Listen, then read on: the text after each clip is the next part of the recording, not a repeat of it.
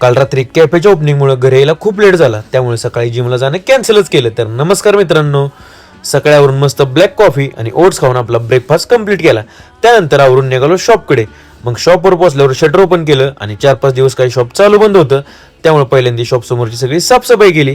त्यानंतर काउंटर साफ करून आपला सेटअप लावला आणि त्यानंतर शॉपमधली साफसफाई सुरू केली.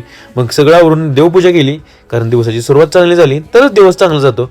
थोड्या वेळात निघालो काल रिपेअरला टाकलेला जार आणायला, पण विषय असा झाला की तिथे पोहोचलो तर दुकानच बंद होतं. मग परत आलो शॉपवर, तेवढ्यात आली कोल्ड कॉफीची ऑर्डर.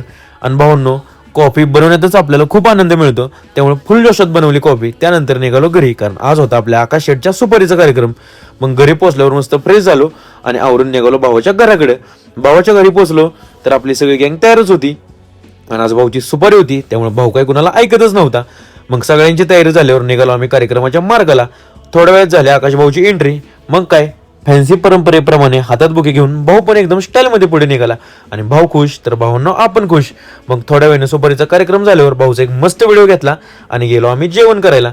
मग जेवण करून थोडा वेळ थांबलो आणि त्यानंतर निघालो आम्ही घरी यायला. आजच्यासाठी एवढंच. धन्यवाद. व्हिडिओ आवडला असेल तर तुमच्या ह्या भावाला नक्की फॉलो करा.